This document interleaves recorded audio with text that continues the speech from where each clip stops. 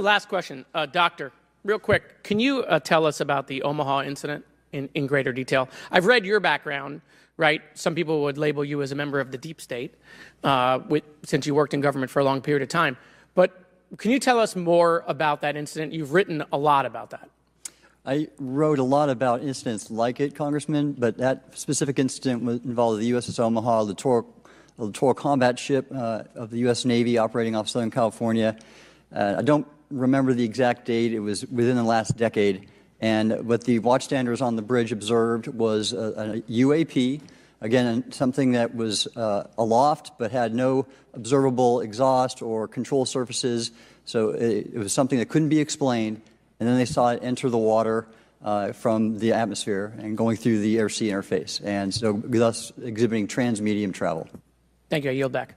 Thank you. I'll now recognize Mr. Grothman for 5 minutes of questioning. Yeah, we'll start with Mr. Gallaudet.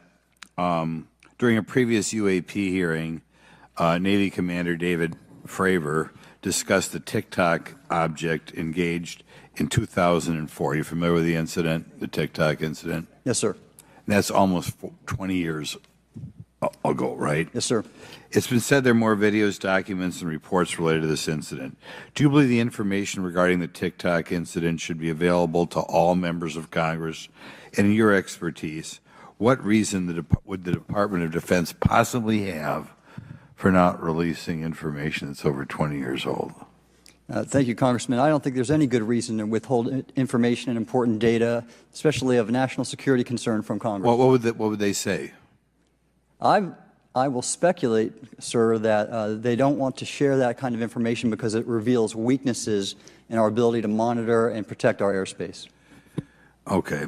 In your written testimony, you claim last year's U.A.P. hearing before this Oversight Committee confirmed that U.A.P.-related information is, well, it's not only being withheld, but that elements of the government are engaging in a disinformation campaign to include personal attacks designed to discredit U.A.P. whistleblowers. Could you elaborate on that statement a little? Yes, sir. Earlier this year, I met with the DoD's All-Domain Anomaly Resolution Office, and what I thought would be a 90-minute meeting just to meet with leadership turned out to be an hours-long influence operation on me, where they attempted to convince me of the validity of the very flawed and error-ridden historical records report. In addition, they tried to have me question very valid U.A.P. reports like the Tic Tac incident, and even coming to stating possibly that the Tic Tac was American technology. And then, of course, if you ask David Fravor or Alex Dietrich, the two witnesses, they were convinced it was otherwise. And then, and they also cast discredit on various U.A.P. whistleblowers and witnesses to question their validity and credibility as witnesses. Okay. We'll go to Mr. Elizondo. Hope I got that right, or not at least Close not enough, that sir. You're familiar with the recent drone incursion over Langley Air Force Base? Yes, sir. The owners of these drones remain unclear. The U.S. military has not been able to give us in Congress an answer. Given your experience with the Department of Defense and the intelligence community, how frequently are UAP sightings over military installations?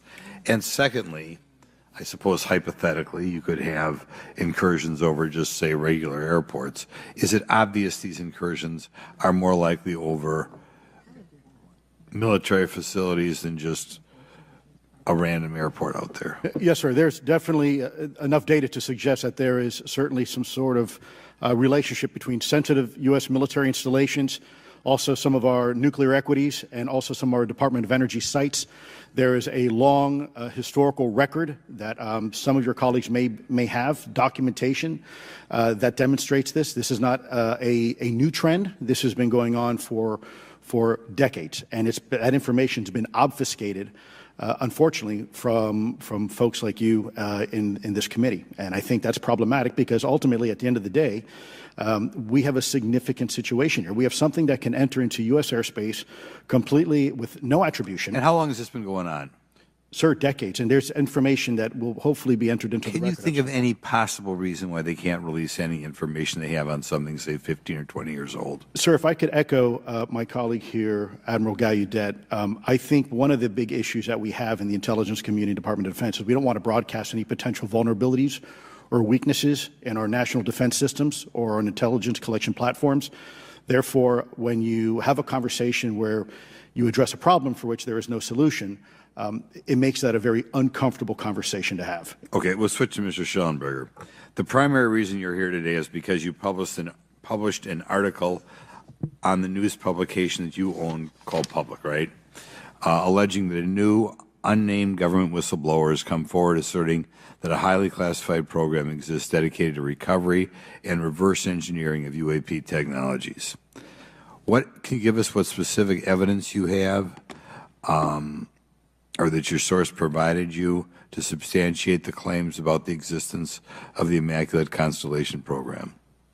Well, you have the report in front of you now, so you can see it for yourself. I checked the report, and I did not find it based on existing cases. It was new cases for me. I hadn't found anybody. So that answered for me that it was not obviously circular reporting, which is one of the big concerns in this space. I also had the name of the program confirmed by more than one additional source. So yeah, and then of course I checked to make sure that the source was who they claimed to be. Okay. I should also say that when I said before it was this database, it is a much broader program than that. It also includes human intelligence, and then, as you mentioned, the retrieval and the reversal. Any knowledge of what country these things originated in? No, I have no idea. Okay. Okay, I will now recognize Mr. Burchett for 5 minutes of questions. Thank you, Chair Lady. I request unanimous consent to enter into the record documents provided to us regarding legacy U.A.P. programs and psychological operations. Lou Elizondo. So ordered. I also want to thank my buddy Jeremy Corbell for providing us documents and access to some whistleblowers. Mr. Elizondo, what is your last position with the federal government? Sir, I was the Director of National Programs Special Management Staff managing a White House Special Access Program on behalf of the National Security Council. How would you characterize UAPs? An enigma, sir, and a frustration. We're talking about technologies that can outperform anything we have in our inventory. And if this was an adversarial technology, this would be an intelligence failure eclipsing that of 9/11 by an order of magnitude. Are there classified Department of Defense materials related to UAPs that you believe could be safely disclosed to the public without compromising national security? Yes, sir, I do. I would never, ever try to endorse providing some sort of information that could compromise what we call a blue force technology or capability. But I do believe there's a lot of information regarding this topic, and I've been very vocal about it, that should be shared not only with the public, but most importantly, with members of Congress. Are you familiar with my friend David Grush? Absolutely, sir. I had the privilege and honor of working with him myself several years ago at U.S. Space Force. Last year, as you know, he testified that the U.S. has run a multi-decade UAP crash retrieval and reverse engineering program. Would you agree with that? Yes, sir. Are there UAP programs operating without proper congressional oversight? 100%. What are they? Unfortunately, sir, I would have to have that conversation in a closed session. I know you said that, and a lot of people are frustrated with those kind of answers, but we're asking those kind of questions so you all know what the heck we're up against. You also mentioned in your opening statement that the Pentagon's Public Affairs Office employs a psychological operations officer as a singular point of contact for UAP-related inquiries. Why the heck would they do that? Sir, that's a great question. I would ask the Pentagon. There's a long history here of that individual providing misleading and false information to the public through various news outlets and media outlets in order to discredit this topic. I've personally been victim to it. We have the documentation to substantiate where this information has been absolutely inaccurate, that has been provided time and time again, and it turns out that that individual was also working with former leadership of AARO at the time as well. And we punish them by giving them multi-million dollars more than they ask for every year. Admiral Gallaudet, you mentioned in your opening statement on an email you received from the operations officer of the Fleet Forces Command regarding unknown objects almost colliding with U.S. military planes. Did anyone respond with knowledge of what the objects were? I received no response, sir. Did the exercise get canceled? The exercise did not get canceled. Why do you think the Commander of Fleet Forces Operations Officer never discussed the incident again? Sir, I'm speculating because I didn't have an exchange with him, but I believed it to be part of a special access program, the information and the video, which we have known now it was, and he realized he couldn't share that openly with the recipients of the email, and therefore the email was pulled from everybody's account. Again, tell us what happened to the email from the Commander of Fleet Forces. The day after I received it, and all the other recipients received it, which were all the subordinate commanders of U.S. Fleet Forces, so 1- and 2-star admirals, including strike group commanders, the email was wiped or deleted from our accounts, Okay. and then no one talked about it. All right. Have you specifically had any experience with submersible objects? Sir, I've no personal experience, but I've had witnesses on submarines come to me and say they've seen on sonar data. Correct. Okay. Yeah, how would USOs. how would you characterize those, and how do they move? The one instance that was revealed to me was in the 80s on a nuclear-powered submarine, a ballistic missile submarine, that the object exhibited the characteristics of a Russian torpedo in terms of its speed of movement and closing rate with the submarine, and then it slowed and followed the submarine slowly in its wake for a period of minutes, and then rapidly exited the scene. And nothing that we know of and technology-wise could replicate that. And the speed of these objects was faster than anything that we have or anybody else has that would be manned. Is that correct? It was on the order Underwater. of a torpedo. So Yes, sir. Yes, sir. But as it exited, Well, I don't exactly know how fast a torpedo is, but I expect it does better than my old outboard Scott Atwater, so I'll take that as a yes. Yes, okay. sir. Have you experienced any experience with the All-Domain Anomaly Resolution Office, ARROW? Yes, Congressman, as I mentioned previously, I have met with them. Okay. You heard Mr. Elizondo describe psychological operations for those contacting the Department of Defense about UAPs. You mentioned a similar influence operation by ARROW. Why are federal agencies invested in running information operations about UAPs if they do not exist? Yes, sir. But I'll make a statement on ARROW's behalf. They have new leadership. The office has reached out to me to meet again, and I take that as a good faith effort, and we'll see where that goes. Thank you, Chair Lady. I've run over. Thank you. Thank you, Mr. Tennessee. I would now like to recognize Mr. Higgins. You're the king of Tennessee. Mr. Higgins, you're recognized for 5 minutes of questions. Thank you, Madam Chair. Mr. Elizondo, Mr. Schellenberger notes in the report that we've been given for this hearing. I believe, Mr. Schellenberger, let me shift. You are the author of this report? I'm sorry, sir. I'm not the author Mr. of... Schellenberger, were you the author of this report? There's No, I was no not. name on it. No, Do you know the author? I do. You do. And how would you estimate that madam or gentleman, the author? The person is a current or former U.S. government employee.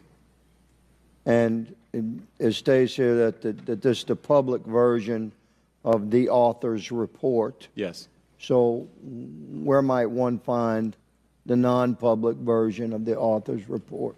I don't know the answer to that. Would that be with the Department of Defense? I don't know. But you do know the author. I do. You know what the author's sources were? The author's sources are described in the report.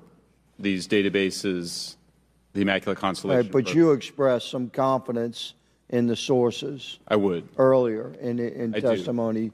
You expressed confidence. So do you know those sources? I do. Are they within the Department of Defense? I can't say. You can't say or you won't say? I won't say. Okay, why not? Because I protect my sources, and I think the reason. But you're not naming them. It's a big department. But many of us on my side of the aisle would say it's far too big. So you're talking about the Department of Defense, sources from within the Department of Defense? I'm not willing to reduce the Okay. potential universe of where my sources might be. Okay, moving on. In this report, Mr. Elizondo, for reference, several types of allegedly alien craft or possibly alien craft or unknown aerial phenomena, what we used to call UFOs, or describe spheres and orbs, discs and saucers, oval or tic-tac, triangular shape, boomerang and arrowhead, and irregular or organic. Mr. Elizondo, does that summarize to you the types of craft that we're discussing today? Sir, that is a general morphology, historically speaking, of many UAP. So those descriptions are very different craft. Is it your assessment that they would come of different origins?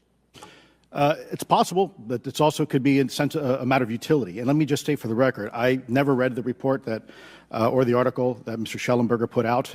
The reason That's a good point. We're just referencing it. Yes, sir. For descriptive purposes for the American people. Mr. Schellenberger, in this report, it's striking to me that regarding the descriptions of